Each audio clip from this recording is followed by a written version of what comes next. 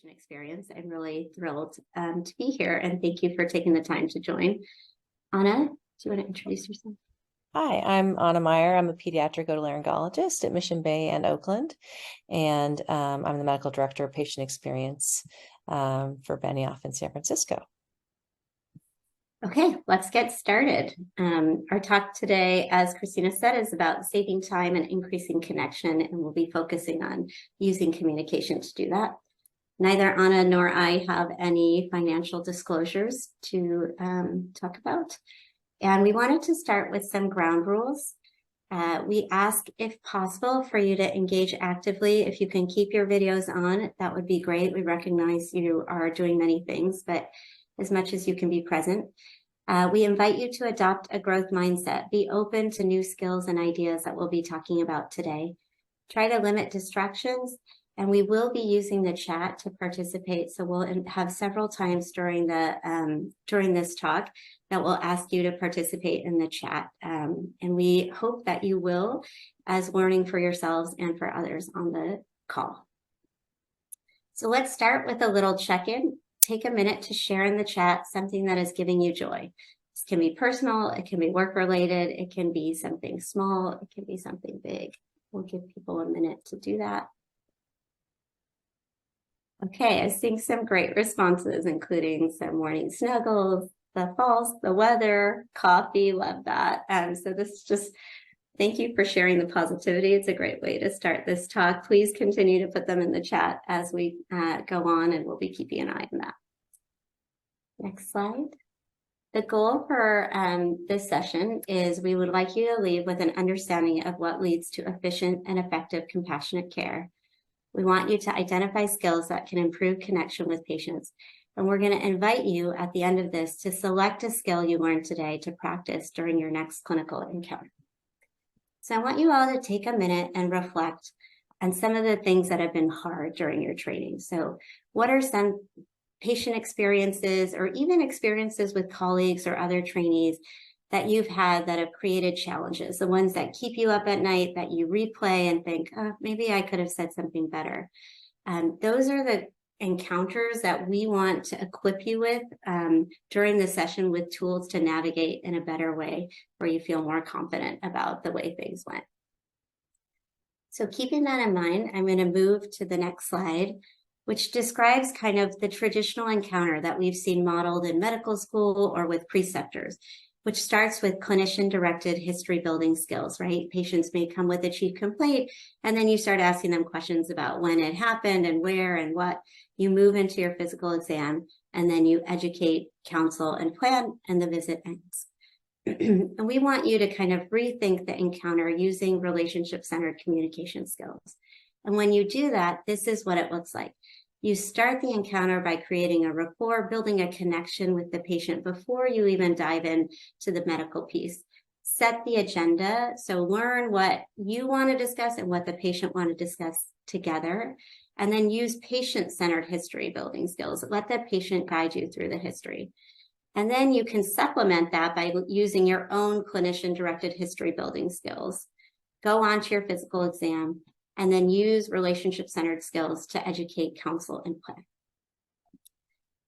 Some of you may have looked at that slide and thought, are you crazy? Like, I barely have time to see the patients that I see during the day and get through clinic without having to stay late and write notes. And now you're asking me to do all these extra steps. So we know as busy residents, you all want to be the best clinicians that you can be, right? You want to provide the highest quality care, make sure you're spending adequate time with patients, do shared decision-making by ensuring patients understand what their choices are. And you're balancing the need for efficiency, right? You also have to do your own educational objectives. Often you're teaching others, you're trying to do inpatient and balance outpatient. So you're really trying to balance being as effective as possible and as efficient as possible. And we are going to convince you in the next hour that relationship-centered communication can allow you to be the best in a better way, in a more effective and efficient way. So next slide. I'm going to just pause here and give you some evidence for why we believe that relationship-centered communication is the most effective care.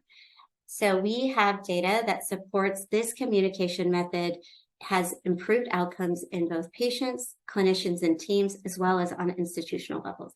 So we know that physicians that use relationship-centered communication, their patients have better outcomes in several chronic illnesses, including diabetes, hypertension, coronary disease. Those patients have better pain management and reduction in readmissions, as well as improved adherence to medication. Okay, great. That's great for patients. But what about us as clinicians? Well, there was a study out of Cleveland Clinic of providers who went through relationship-centered communication, and those providers had reductions in burnout and stress. We see increased engagement, increased collaboration, as well as a reduction in malpractice claims.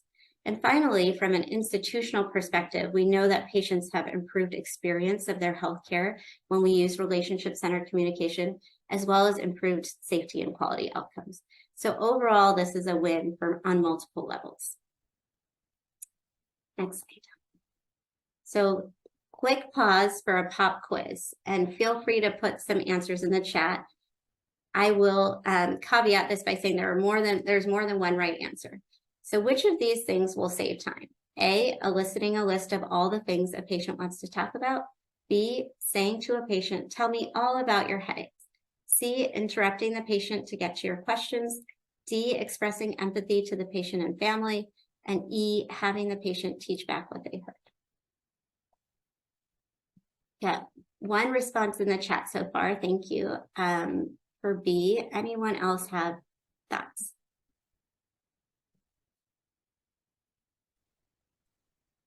Okay, in the interest of time, we'll go on to the answer, which is actually all of these will save time except for C, interrupting the patient to get to your questions. And the next slides will kind of go over how that works. You may have looked at all of those options and said, are you sure those will save you time? So we want to start with a really low-hanging fruit that is something you can start doing today that's easy and will improve patients' perception of the amount of time you spent with them. So this is data from a randomized trial of 120 post-op patients. And they had physicians provide a similar encounter. In one group, physicians were sitting, and the other group, they were standing. And what you can see here is that the vast majority, 80% of patients, preferred that the physicians were sitting. And when the physicians were sitting, patients perceived that there was 40% more time spent during the encounter. So just taking a seat during an encounter allows patients to feel like you're spending more time with them. It also reduces hierarchy. And you may have noticed that our hospital rooms in general are set up for this. There are chairs on the walls, as well as our clinic encounters. So I encourage you to start, if nothing else, by just taking a seat the next time you're talking to patients. Next slide. So we're going to move now into what the actual skills behind the relationship-centered communication visit are. And through this, I'll point out areas, as will Anna, where this will save you time. So our first skill that we're going to discuss is creating rapport. And you may have heard this called small talk before big talk. And we did this kind of at the beginning of the session, right? We checked in with you, and hopefully checking in with you made you feel like you could trust us, that we care about you, that we have a relationship.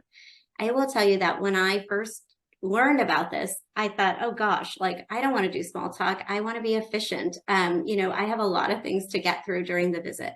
And what I realized is taking a pause for that connection allows patients to open up more quickly and saves me some time. For those of you who may feel like this is not natural for you, you can have a go-to question. I often ask people about their trip in. Was there parking issues? Was there traffic? That's something easy. In the hospital, you can ask about the food, temperature, any of your go-to questions. I encourage you to think of a couple that will become second nature to you. And then right after you do a little rapport building, make sure the patient is comfortable. Are they in a comfortable spot? Can they see or hear you okay? Just take a pause and make sure you both are ready for this visit. Next slide. And then your step 2 is going to be eliciting a list of all the items they want to talk about. So you're going to start by saying, let me get a list of everything you want to talk about today. Tell me all the issues on your mind. Go ahead, Anna. So when they say an item, so they may say, okay, I want to talk about headaches, and they may start to dive in, like, and my headache is all the time. And you can say, Actually, great. I'm going to add headaches to the list. What else? Then they say, oh, I want to talk about back pain. Great. I'm going to add that to the list. And keep saying what else until until the patient has no further concerns before you start asking about, tell me all about this problem. So you first want to set the list. Next slide. That may feel intimidating, especially for those of us who may be specialists. For me, I'm a lung doctor. Do I really want to know about back pain or arthritis? But on average, how many agenda items do you think a patient would have to talk to you about if you use this method? Feel free to use the chat.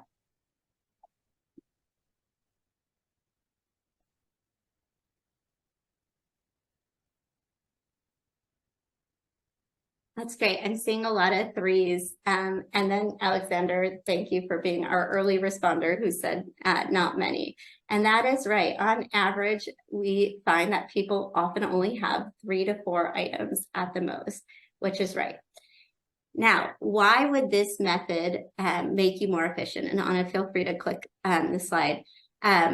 What we have found is that sometimes the first thing that patients say is the thing they think they're supposed to say, right? If you're coming to the lung doctor, you're supposed to talk about your cough. But in fact, that's not their major issue. Maybe their major issue is that they're really worried about dying from lung cancer.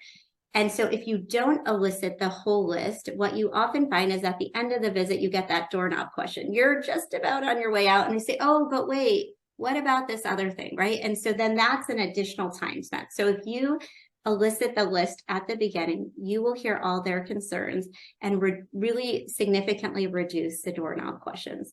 In addition, sometimes people's problems on their list are actually connected in a way that they're not realizing. So sometimes the back pain is because they're coughing so much, and you're able to make those connections when you hear the list up front.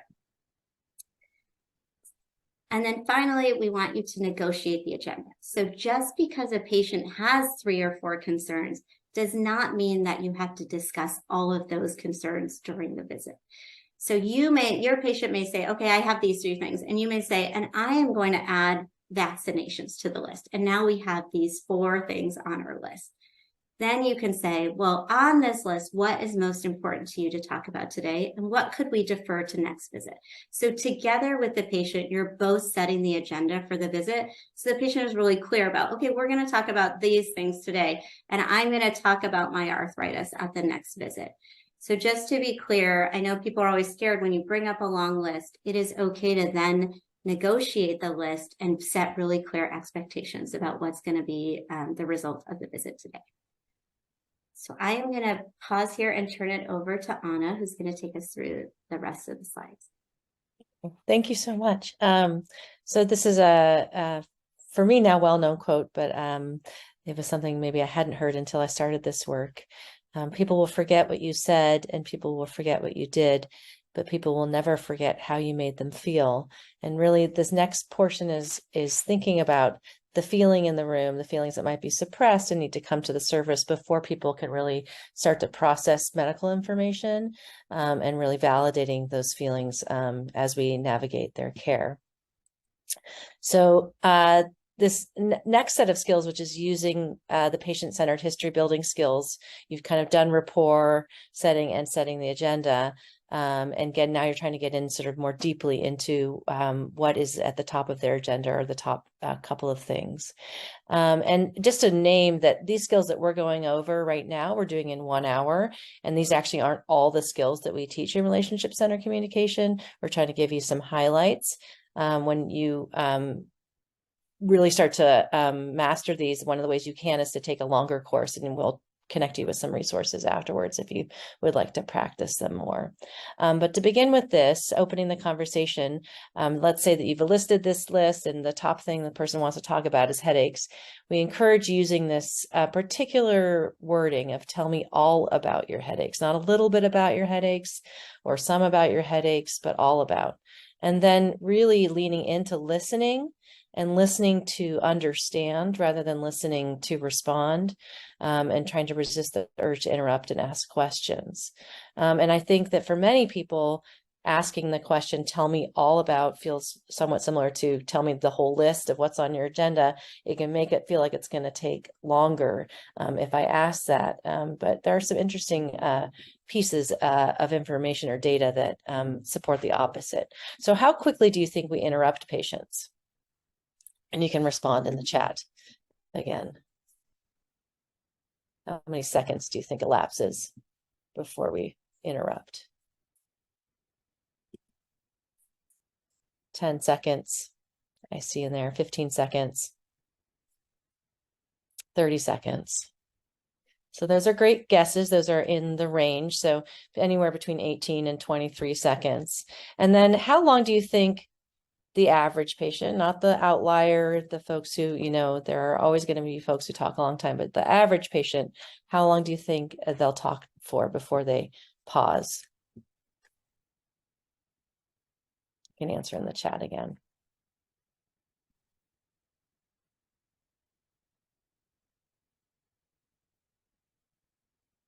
5 minutes. That's one answer. Any other guesses? 3 to 4 minutes. So interestingly, the average is 90 seconds. And I think sometimes we're so used to talking quite a bit that when someone's talking for longer than a minute, feels quite long, but the average is 90 seconds. And the interesting thing about interrupting is that we will divert them from what they actually meant to say a lot of the time if we interrupt, and it'll actually take us longer to get to what they originally wanted to say.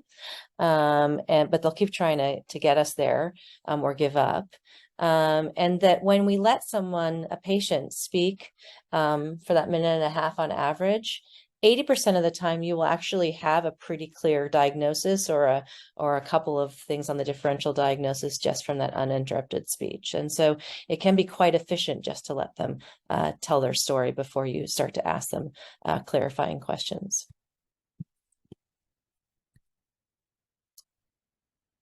And that's the answer about why it makes us more efficient. So we're going to talk a little bit about this, and I thought we might use a video as a fun piece of relating to the emotion before we relate to the clinical diagnosis and giving our perspective and letting people talk about their story of their own illness. It's just, there's all this pressure, you know? And sometimes it feels like it's right up on me and I can just feel it, like literally feel it in my head, and it's relentless. And I don't know if it's going to stop. I mean, that's the thing that scares me the most, is that I don't know if it's ever going to stop. Yeah. Well, you do have a nail in your head. It is not about the nail.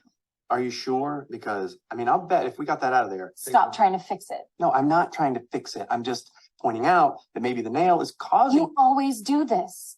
You always try to fix things when what I really need is for you to just listen. See, I don't think that is what you need. I think what you need is to get the nail See, out. you're not even listening now. Okay, fine. I will listen. Fine.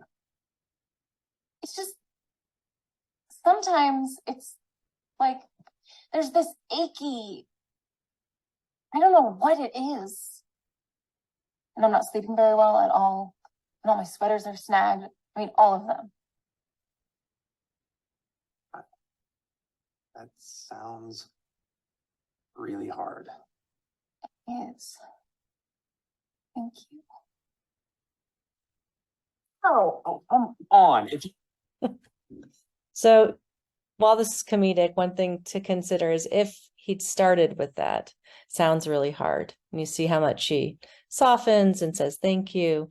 And then maybe being able to bring up the nail would be easier than bringing up the nail from the first point. So the attending to emotion before we attend to the clinical issue at hand often will allow people to relax enough to be able to collaborate with you on their care and think about the information that you're going to give them once their emotional energy has been attended to.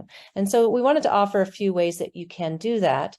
And one of them is this mnemonic of pearls, which are different modes of empathy. And for some of these, they might be quite familiar, things that you use all the time. And really the idea of this is to have a toolbox of different responses, because sometimes if we have always the same response, I'm so sorry that you're going through this, something like that, it can start to sound insincere, or even to yourself or to the other, or feel like it doesn't really work in every situation. And so here's some offerings of some pearl statements, and I encourage you to think about the ones that you use a lot and the ones that you might use less and want to try out. So partnership, let's work together on this is a phrase one might use. Empathy, I imagine how sad this time has been for you. Apology or acknowledging, I'm sorry we haven't found the right pain regimen for you yet. And then respect, I give a lot of credit for getting through this as you have. Legitimization, most people in your position would feel this way. And then support, I'm going to stick with you through this. So just look at these for a moment and think about what might be new territory for you, and think about one that you might want to try out.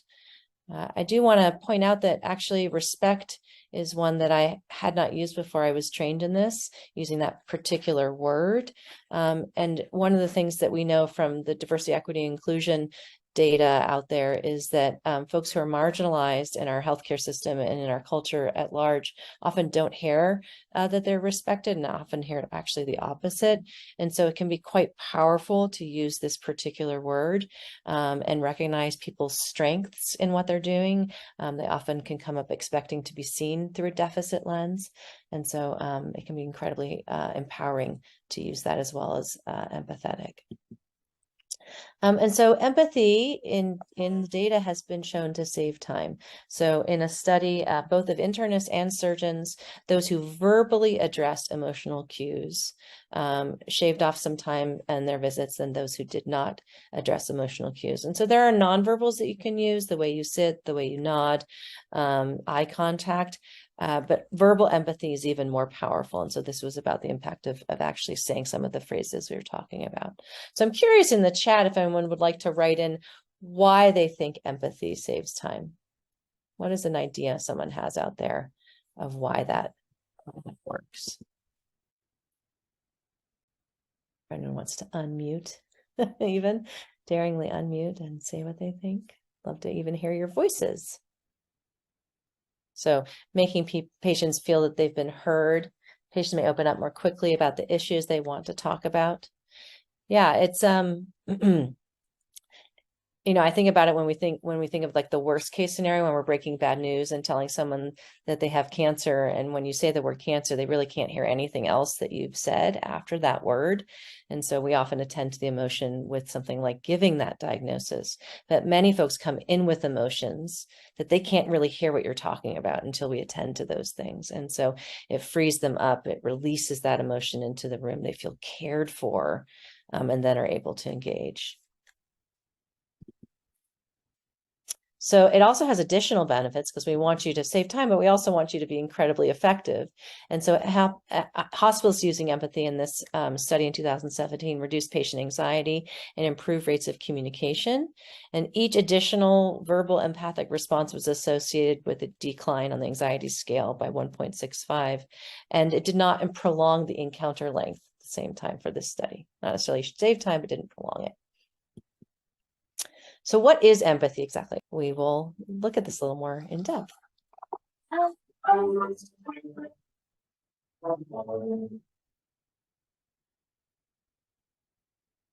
So what is empathy, and why is it very different than sympathy? Empathy fuels connection. Sympathy drives disconnection. Empathy, it's very interesting. Teresa Wiseman is a nursing scholar who studied professions, very diverse professions where empathy is relevant, and came up with 4 qualities of empathy. Perspective taking, the ability to take the perspective of another person or recognize their perspective as their truth. Staying out of judgment, not easy when you enjoy it as much as most of us do. Recognizing emotion in other people and then communicating that. Empathy is feeling with people. And to me, I always think of empathy as this kind of sacred space when someone's kind of in a deep hole and they shout out from the bottom and they say, I'm stuck, it's dark, I'm overwhelmed. And then we look and we say, hey, climb down. I know what it's like down here, and you're not alone. Sympathy is, ooh, it's bad, no, you want a sandwich? Empathy is a choice, and it's a vulnerable choice, because in order to connect with you, I have to connect with something in myself that knows that feeling. Rarely, if ever, does an empathic response begin with at least. Yeah.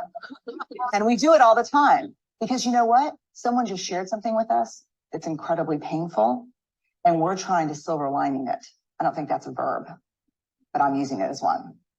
We're trying to put the silver lining around it. So I had a miscarriage. Oh, at least you know you can get pregnant. I think my marriage is falling apart. At least you have a marriage. John's getting kicked out of school. At least Sarah is an A student.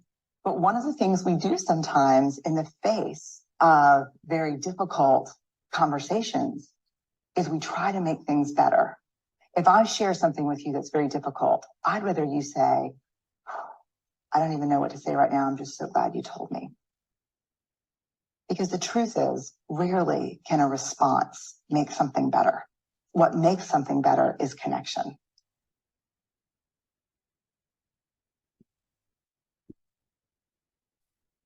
So thinking about how that impacts you and where you might employ empathy in different ways and opportunities to utilize it as you're out on the wards or in the clinics. And I love that video so much. So share that widely too. You can have access to this slide deck. So there are a lot of other skills that we would practice, as I said, but one of the ones that's been shown to be most effective is a teach back, and we use something called ART, which is ask, respond, tell. And so we just want to give you kind of an end thing. You know, there, like I said, other things you can do in the in between, but how you end a visit or an interaction with a patient often is what they'll leave with. And so asking them to tell you back in their own words what you've decided upon, what the plan is, what their understanding of the disease process is, or what the next steps are, can be incredibly helpful to be sure that you've been clear and that their understanding is aligned with your understanding of what your discussion was. Sometimes that can feel like very quiz-like, you know, that you're putting them on the spot. And so I often actually say, when you go home and you speak to other family members or speak to people in your life, what will you tell them about that we discussed? And this also gives you an opportunity to correct misunderstandings. You know, patients or people in general probably remember 20% of what's said to them verbally.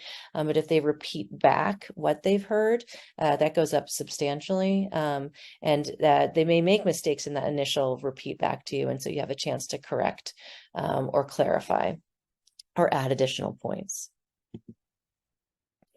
So teach back, that particular approach, is associated with improved outcomes, adherence, and really is the best practice for true informed consent, that people can say back to you what they understand the risks of a procedure are. And it actually occurs quite rarely. We often can feel pressed at the end of an encounter that we need to move on to the next one. And so we can cut corners. And this is one of the things that often gets left undone. The thing about it in terms of both efficacy, as we can see, outcomes, adherence, etc., is that it also can reduce the time sink that can come later after an encounter. So when we patients are confused or don't remember things well, they're much more likely to reach out. If they're an inpatient, they might ask the nurse to page you, or if they're an outpatient, they might MyChart message you. And the clearer you've been and the clearer they can say back to you what they've understood, the less likely those additional times to have to follow up are eliminated. So we wanted to take a moment to just demonstrate some of these skills. and let you kind of see what they're like in action. You know, we don't ever subscribe to the idea that we're perfect at this.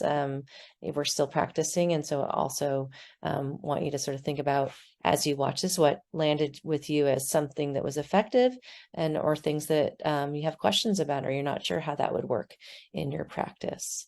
So we called some of these or asked some of our residents to send cases that are real to us. We eliminate some of the details just for time and some anonymity. But this particular patient came to me through one of my residents. It's a mother of an 8-year-old child who had trauma to his face, complicated by an infected septal hematoma. And he was transferred from an outside facility to UCSF for care and had to go to the OR for a washout, and then again for intracranial spread of the infection. And the family is concerned that there have been multiple trips to the OR because and whether this was because the surgeons had made a mistake, or and they were worried about how many additional interventions were happening. And you're the surgery resident, a laryngology surgery resident, being sent over to get consent for the next washout and new on service. So just meeting this family for the first time. And you will be me, I will be the resident, and Rupal will play the mother. I'll stop sharing my screen so we can see each other. We could even, I'm just coming to the bedside before having you go for the procedure, and I'm gonna pretend that I'm walking into a real room instead of being virtual. So knock, knock, coming in. Hi there, my name is Dr. Meyer. I'm one of the new residents on the surgical team taking care of you and your son. And I'm just wanted to come by and introduce myself and talk with you before the procedure that he's going to have today. Are you comfortable here where you're sitting? I know you're getting some sunlight through the window there. I am, but thanks for asking. I've spent a lot of hours in this chair and it's fine. Yeah. What name do you prefer I call you? Rupal is fine. Okay. So I know that Daniel has had several procedures in the operating room, and I wanted to check in with you to see what you might want to talk about. Specifically, I'd love to just elicit a list from you of things that you'd want to go over before we take him to the operating room.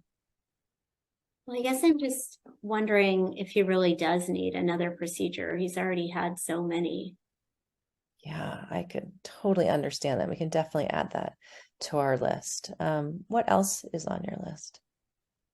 I'm also wondering why the infection keeps spreading. You know, he's been on antibiotics, and every time he goes to the operating room, they say this will be the thing that will make it better. And then the infection just keeps getting worse.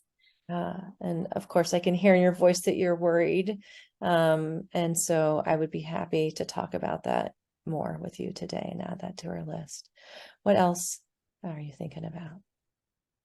Well, really, I'm worried if he's really getting the best care. You know, he was perfectly healthy before all this, and now he's been in the hospital for a long time and keeps going to the operating room, and it just doesn't feel like he's getting better at all. Yeah, I can understand that. And you've been through so much already. Facing yet another procedure is so hard. So we can talk about that for sure. Are there other things on your list? No, I think that's everything. So what I'm hearing is you're wondering about the need for today's procedure, wondering how this infection could keep spreading and what's the end point really. And of course, really wanting to be sure that Daniel's getting the best care possible. Of all those things, what feels most important to start with? I think the biggest thing on my mind is why the infection keeps spreading. Like, why isn't the treatments, why aren't they working? And of course, it's very common for people to, as you're sitting in this room, lying here awake at night, wondering like what might happen with this infection. So tell me, what are your concerns as you think about this infection? Tell me all about them.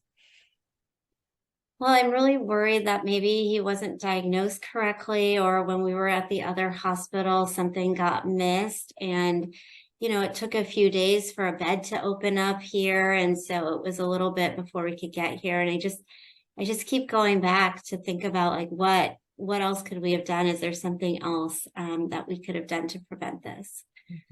Yeah.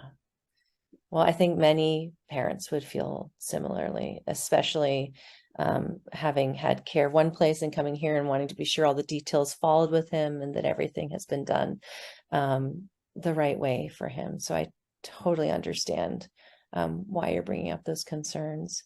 And I really respect your desire to advocate to make sure that everything is being done for him. And I'd be happy to look at the outside records and come back to you and tell you my understanding of his care before. It's not always easy to fully understand it, but I'm really committed to being sure that I hear what you are hoping for here and be sure that you're getting what he needs while you're here. I really appreciate you saying that. And I think just looking through the records, it would make me feel better knowing that there wasn't anything else. Okay. Well, I really appreciate you just beginning to tell me about how you're feeling, and we can talk about more of these things. I'm just going to time out now for us to just process this with the group. So I'd love you can unmute or put in the chat what stood out to you as maybe something you haven't done before that you would like to try out or felt effective, or something that manifests your curiosity about these skills. While we're waiting for people to put in the chat, I can just say from my experience, as I started off feeling kind of mistrustful and upset, and I think I was not a setup to have a great connection with you. And I think Anna, the way that you navigated that situation, I can just say personally, I felt more at ease and reassured. And I think that sort of nonverbal change in the way that I felt really does allow for additional trust in our relationship. And I'd be curious what the people observing thought about that, or if there were specific ways you noticed that Anna was able to respond to me that allowed us to have a connection and build trust. So as people are thinking, I think it's particularly this case there were a couple of cases that were similar in this way of sort of patients wondering if something had been done wrong, and it can be an awkward position for trainees to be in because and just any provider, because you don't want to criticize other care, but you also want to connect and be honest with families, as well as connect with their concerns that they have, whether or not there was a problem in the care. And I think sometimes when we're in these situations, we think we need to go immediately to reassuring and that everything is good. And that often can feel very covering up of the problem. Like, no, but I'm actually worried about my care. It doesn't matter that you're telling me that he's getting good care now. And so I think really that effort, that little extra effort of eliciting what's on someone's mind and emotionally relating to it, just what the feelings are and that they're normal. You're not saying that they're correct in worrying that something wrong has been doing, but you're saying feeling that you're wondering about that is normal to feel, is different. And so that's that nuance of like, many folks might feel that way, or people can have concerns that way. You're not saying, yes, something was done wrong. And so you can both empathize with those feelings without necessarily being critical of other providers. And I think that's the key difference there. I'll just call out additionally that these skills, you can use them outside of work, at home, or with colleagues. Really try an empathic statement at home with a partner or with family, because you'll notice that it makes conversations a lot easier in your personal life as well as at work. And so just really thinking about these skills as not just in patients, but throughout your world can be really eye-opening and allow you to really be successful in navigating hard conversations outside of work and at work. I totally agree. Applying them at home is like 2.0 or 3.0 level. It can often be the hardest, but also great. And especially I think with colleagues, that just came up today with a colleague using these skills. So really thinking of them as universal. And just that they can be learned and taught. I remember having a debate when I was a medical student whether empathy was innate or teachable. And I think there are folks who do this with more ease and earlier, but it's teachable to anyone. And it just requires deliberate practice. And what the difference between deliberate practice and just practice is you have feedback in which you can make changes based on observations of how you're manifesting these skills with patients or other folks. And so that's where the opportunity to like take a workshop and practice can be really helpful. And it's the idea of sharpening the saw that we are trying to keep our skills sharp.